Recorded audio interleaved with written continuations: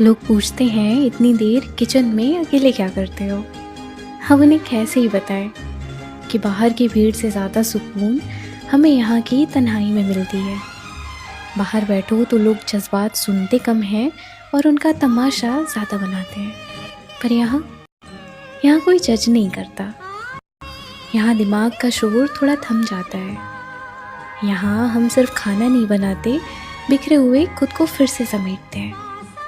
कुछ घाव किचन की खामोशी में ही भरते हैं, क्योंकि यहाँ हमें किसी और की ज़रूरत नहीं होती।